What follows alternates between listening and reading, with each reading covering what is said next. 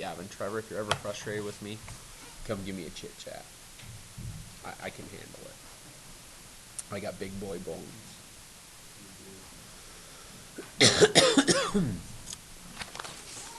Hey! Hey! When is your, Today is 4-7. We're doing inverse trig. Okay? Not the multiplicative inverses. What are the multiplicative inverses? You should. We just did them. Number 4 and 5 are multiplicative inverses. Those are the ones that are the multiplicative inverses. Like if I times them together, they get rid of each other because they're the same function. Like like this. X to the first and x to the negative 1. Those are multiplicative inverses, right? You know, cancel each other out. Does that make sense? Okay, but today we're doing the inverse. What does the inverse mean? You guys remember what the definition of inverse? We studied it earlier this year. It's the inputs become the outputs become the inputs, or as she said, switch the x and y. So here's our normal function. I'm going to graph it really quick. Okay, we all should know how to graph this. If not, you need to step up your game. Is anybody's parents coming tonight that I get to see? Really? You just like me? You just talking crap? No, I haven't said anything. She just pointed at you? Yeah. That means they're usually mad at me. No, we've already talked about Notice this is 2 pi 0. This point right here is 3 pi halves comma negative 1. I'm writing this because you'll see in just a minute.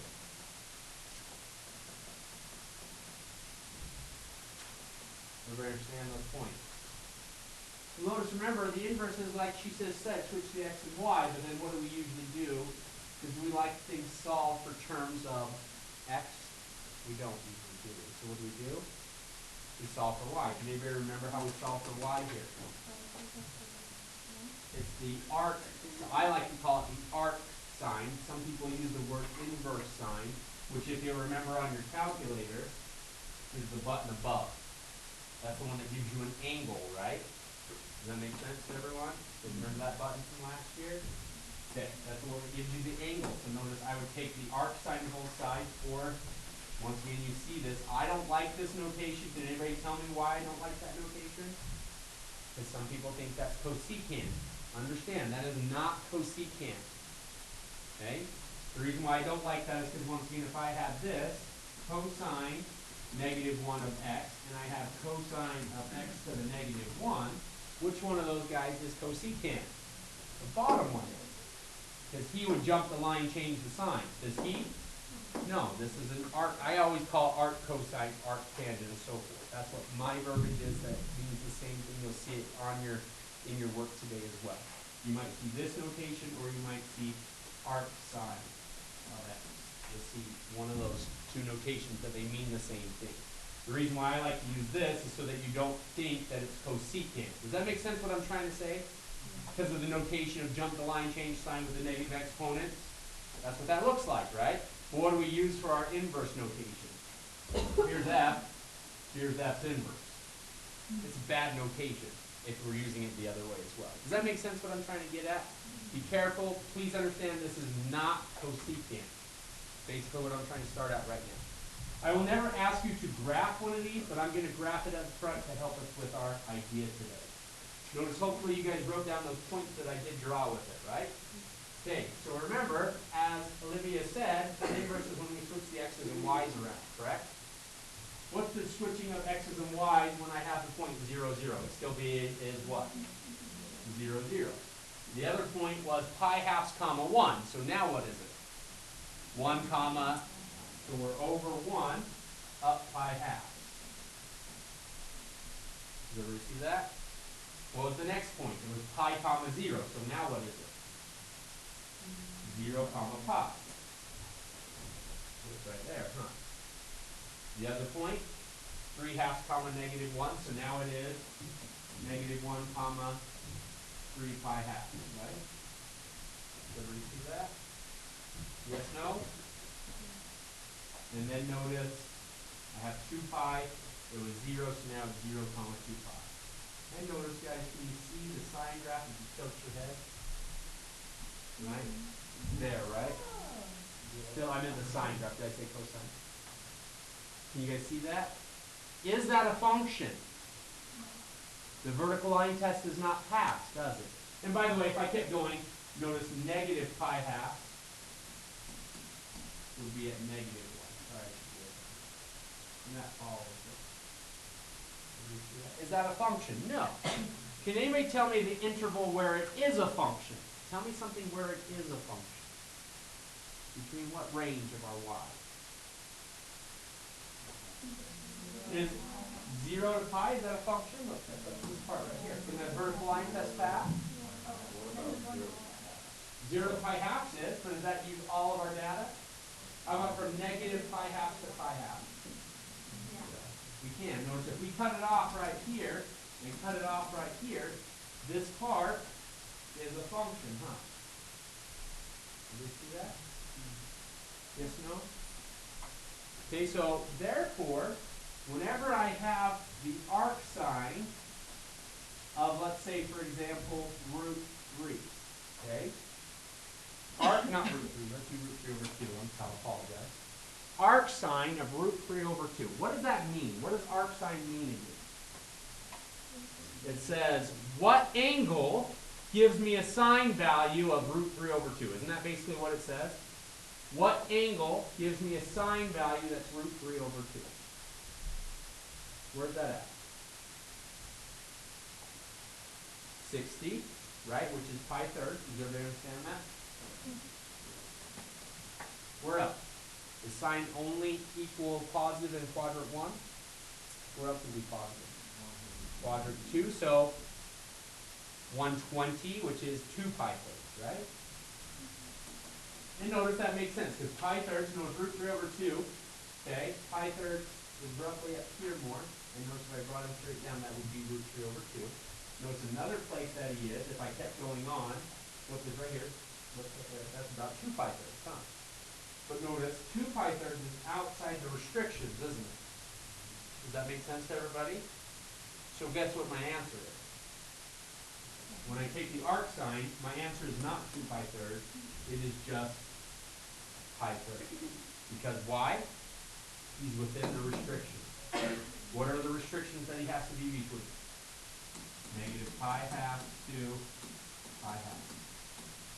Everybody understand that? Your angle will always come out between negative pi half and pi half. Yes, ma'am? Coterminal? Okay, why? I understand that because, like, from here pi halves to 3 pi halves, that also works, right? Yeah. Why do you think they use this reason? Because it has quadrant 1. And notice most of the time when we're doing it, we're trying to find an angle. And usually, isn't that angle usually found from a triangle? And what is that angle usually between? 0 and 90. Does that make sense to you? That's the reason why they're using that one, is because of the fact that they're trying to get quadrant 1. Does that answer your question? Because yes, this part also right here is a function as well, right? But why would they use this one? Because they're trying to get this quadrant. That's my belief. I think that's the reason what they're going for there, to be honest with you. Because as you said, that is also another section of it. Does that make sense to you, though? Yes. Good question. Does everybody understand what she just said there? Basically, can you guys see if I restricted it between pi halves and 3 pi halves, how that's just another, that would be functionable as well? Right. So notice your answer always has to be there. So let me give you one more, a little tricky. Okay, I'm going to say, okay, what is the arc sine of negative a half? So now we say ourselves what? What do we say? Well, we say, okay, where is sine equal to negative a half, correct? Where's that at?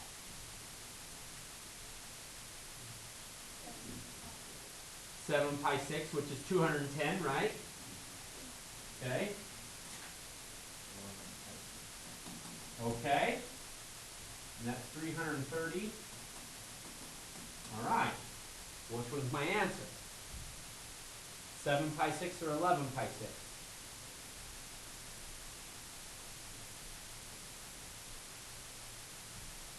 Neither.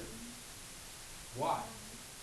Why is neither of these my answer? Even though, yes, sine of these values gives me negative a half. Why are neither of these my answer? Once again, what's my restriction? Between negative pi halves to pi halves. Is any of these guys in between there? No, but what's coterminal to this guy? Negative pi 6, huh? Is negative pi 6 in this area? So I found the coterminal angle that would work to put it in there. Does that make sense what I'm saying? Now this guy, his coterminal angle is outside the restriction, so therefore I don't even use him. If it's in quadrant 2 or quadrant 3, you're not even going to use them because remember the restrictions are what? 1 and 4. Because if you think about it, is this on the same page? Notice isn't this quadrant 1 from here to here? And this is quadrant 4 because we're going the backwards part of it, right? We're using this part and that part. So this is the negative angle. You see what I'm saying by that? So that's why we use quadrant 1 and 4. If you have any angle over here, you're not even going to worry about it. Yeah.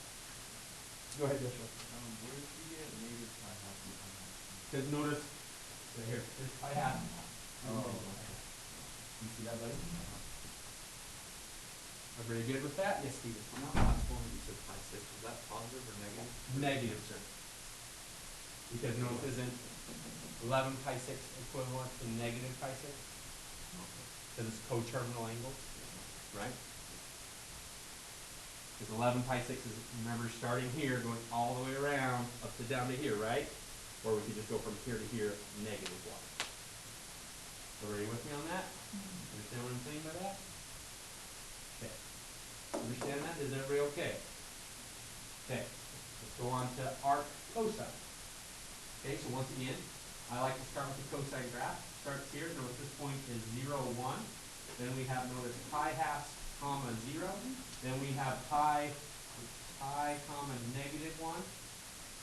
3 pi half, comma, 0, right? And then 2 pi, comma, 1. Isn't that normally what our graph looks like? So once again, if I do the arc cosine, remember that is its inverse, so what do we do to the x and y values? We switch them, don't we? Is everybody okay with that?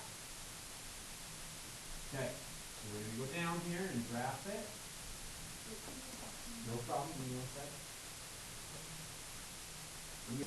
So now, stick with me please, stick with me, stick with me. Okay, so notice, I'm at 1, 0, right? And then notice I'm at pi halves 0. And then notice I'm at pi, I'm at negative 1. At 3 pi halves, I'm at 0, and at 2 pi over at 1. Everybody see the cosine graph kind of? Right? Is it a function? No, we also know it's not a function because this goes on forever and ever, right? Top and bottom if I don't restrict it, correct? Just like the cosine graph does, right? The wave function, correct? Everybody there with me? Okay, so what restriction makes it a function? Can anybody see it? 0 to pi. Notice right here, should have it more curvy. You get what I'm saying. I'll shut up. Anyway, that was horrible. That is the restriction that makes it a function. If I restrict it between 0 and pi, that'll work. And think about that. Notice why in tangent, not tangent, oh my god. Sine, can I not go from 0 to pi? Because isn't sine positive in both quadrants? In 1 and 2? Right? So that's why it can't be, because there's two values when I go ahead and flip it that are the same. But in cosine, cosine's positive here in quadrant 1 and negative over here, right? So that's okay. That's why we're okay to be it in these two quadrants. Does that make sense? Yes, no? Okay, so cosine, arc cosine of x equals y, the area you're going to use is between 0 and pi. Your answer is always going to come between 0 and pi. Okay? Yeah. So if you have an angle in quadrant 3 or 4, you've got to find the one that's associated with it. Are we ready to try to find some really quick? Okay, so once again, if I say, all right, I would like the arc cosine of root 3 over 2. Tell me the places on the unit circle where arc cosine is root 3 over 2.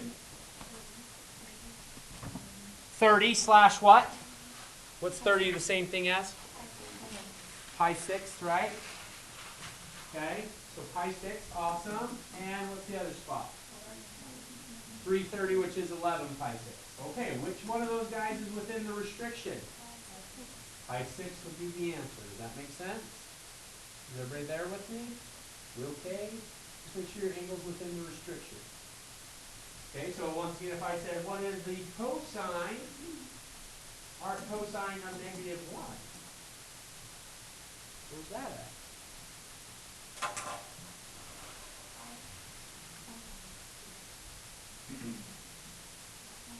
Pi, right? Does that make sense? What if I said the arc sine of negative 1? 3 pi halves, but is 3 pi halves within my restrictions for arc sine? It would be negative pi halves, huh? You get what I'm saying? 3 pi halves, yes, look at it down on the bottom. That's where it would be. If you need to, think about your unit circle. Yeah, 3 pi halves is where it is negative 1, right? Sine is the y value. But remember, what's the restriction? From negative pi halves to pi halves. Is 3 pi halves within that? No, so what is coterminal in 3 pi halves? Negative pi halves. Does that make sense what I'm trying to get at there?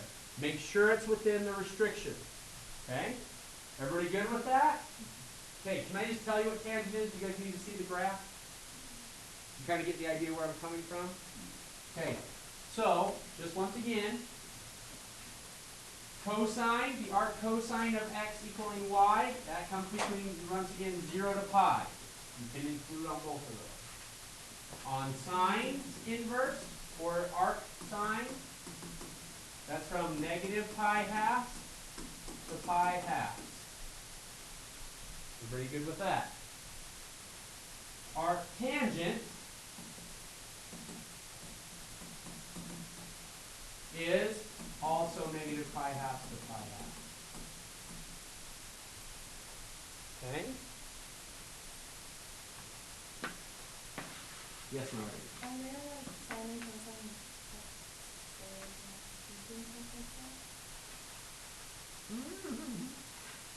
We can talk about that. It's I actually on our assignment today.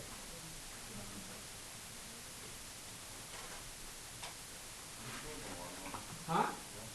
If you want to. It's a great time to learn.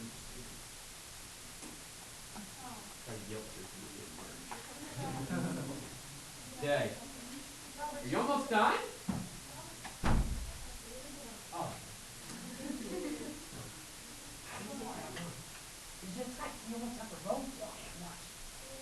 what?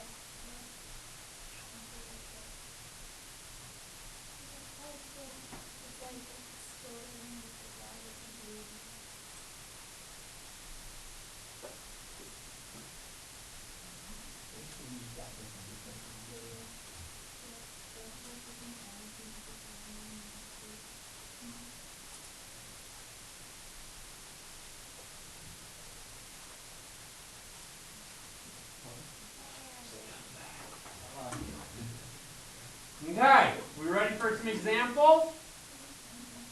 Okay, so this was just preparing for what we're really doing on your homework now. None of that was any of your homework yet. Okay? Well, kind of it was. That first part where I said, what's the arc sine of root 3 over 2, I guess that part was, yes. But you're going to have this, where, for example, if I said the arc sine of the sine of, let's say, 2 pi thirds. How many of you guys were taught, if you were in my class, raise your hand, that an arc sine gets rid of a sine? If you were in my class, you were taught that.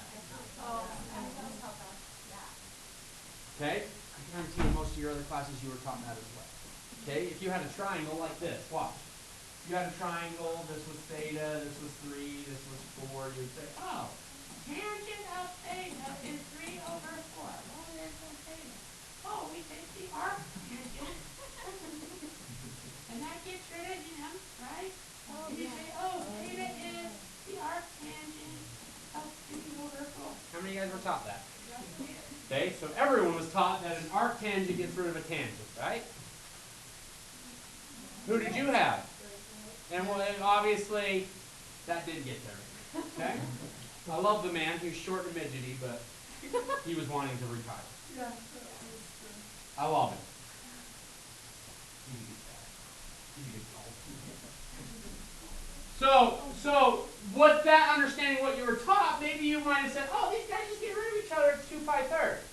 It's wrong. Why? Can anybody tell me why? No, can't distribute. That's not the reason. True. Here we go. Let's go about it. Here we go. Sine of 2 pi thirds. What is the sine of 2 pi thirds? Root 3 over 2, right? Once again, get that unit circle memory. It makes your work so much easier, right? You kind of know the unit circle. Okay, where is the arc sine root 3 over 2? Tell me the two spots that sine is root 3 over 2. Pi thirds and 2 pi thirds. Which answer is correct? Why is pi thirds correct and not 2 pi thirds? Because it's within the restriction. Is 2 pi thirds within the restriction? No. That's why it cannot just cancel it out. Does that make sense? Okay, what if this was pi thirds? Could it cancel it out? Yes. An arc function can get rid of the trig function if the angle is within the restriction. I want to write that down. No problem. An inverse trig function, or inverse trig, gets rid of a trig, or basic layman terms, an arc sine gets rid of a sine, an arc cosine gets rid of a cosine, and so forth, if the angle is within the restriction. Does that make sense to you? Everybody there with me?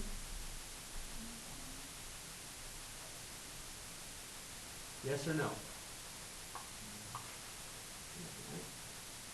Okay. Are we okay with that? If it's within the restrictions, it will get rid of it. If it's not, you have to find the other one that is within the restrictions at the same value. So notice pi thirds and 2 pi thirds gave us the same values, and pi thirds is within the restriction. So the restrictions always remain the same. Remember what's signs? Sine and Negative pi halves to pi halves, cosine 0 to pi, and tangents negative pi halves to pi halves. Okay? You all right with that? All right. So I'm going to give you another one. So what if I gave you, once again, the arc tangent of the tangent of, let's say, 11 pi 6. Can they just cancel each other out? No. But what could I say? What's 11 pi 6 coterminal with? Negative pi 6. So this is kind of equivalent to the same thing as negative pi 6, right? Now if that was negative pi 6, could they cancel each other out? Is negative pi 6 within the restriction of negative pi halves to pi halves? It is. So therefore these guys can just cancel, and therefore it's just negative pi 6. Notice I found something that was within the restrictions, right? That was coterminal to him, or equivalent value, and that's what I used. So do you have a value that like doesn't work? You just Not coterminal, not always, no. So like for example, if I said the arc cosine of the cosine of, let's say, 7 pi 6. Okay, let me ask you this question. Oh, sorry. Yeah. 7 pi 6, right? Okay, that's in quadrant 3. So he's all the way down here. Once again, where's the restrictions at for cosine? 0 pi. So notice I'm looking for answers in here, and it says he's negative. I know he's in quadrant 2. Notice those aren't coterminal, are they? Okay, so notice though, this is pi 6 away, so if I use pi 6 right here as well, and 5 pi 6, that would be right. Because they gave us the same value. You see what I'm saying? Using that same reference angle. Everybody okay with that? Now, let's vice versa it. Let's go here. Cosine of an arc cosine of a half. Now, listen to me before you answer yes or no. Okay? Can a cosine get rid of an arc cosine? Why? That's going to give you an angle within a restriction, right? Take the cosine of that angle, what are you going to get? The same damn answer. Right? Think about it. All that is giving you is an angle. So for example, this would give me, all right, where is arc cosine equal a half, or where's cosine a half? That's at pi thirds. What is the cosine of pi thirds? 1/2. Okay? A trig function will undo an arc function. Always.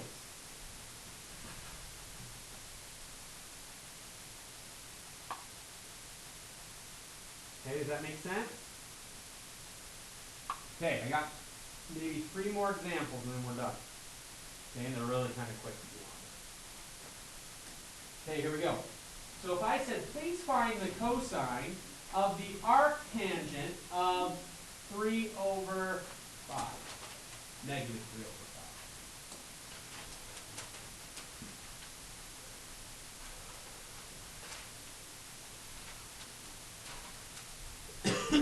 Well, I could go straight to my calculator. Really, I could. I don't want to, because I can do this in my head. Well, not my head, but on paper. That is negative 3/5. Okay, so negative 3/5. Okay, whenever you think of an arc tangent, you should also think that you can draw a what? Triangle. Isn't this right triangle trig whenever you see tangent and so forth, right? Right triangle trig. Which quadrant is this guy going to be in? 1, 2, 3, or 4?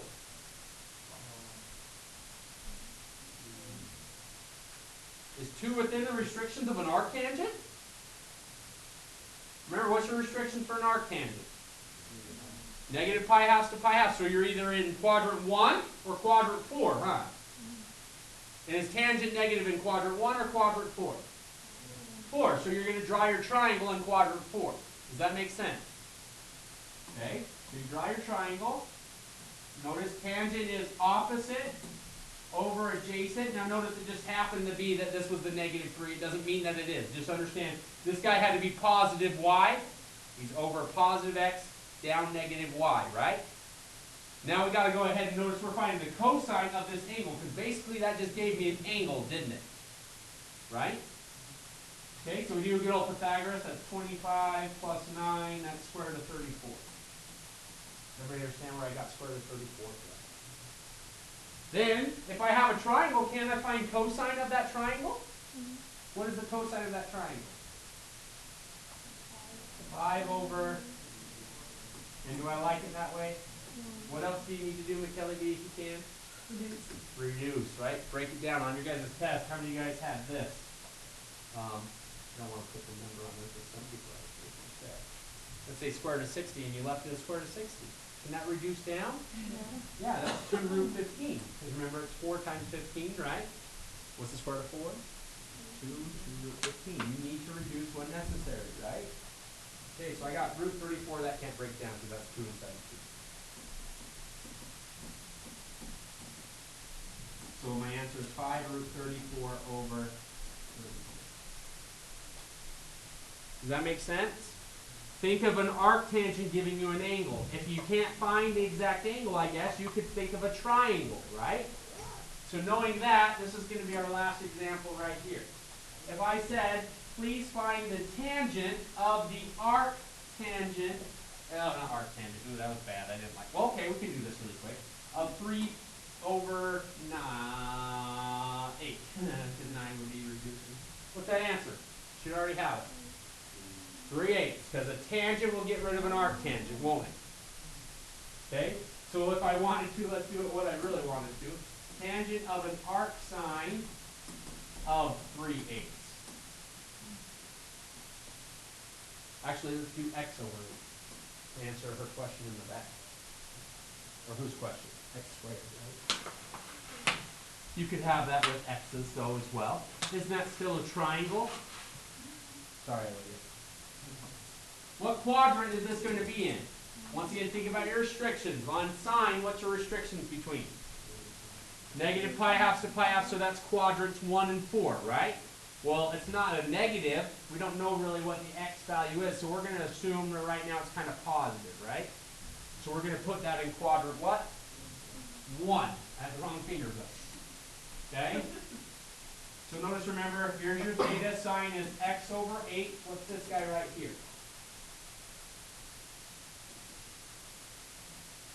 How do we do that?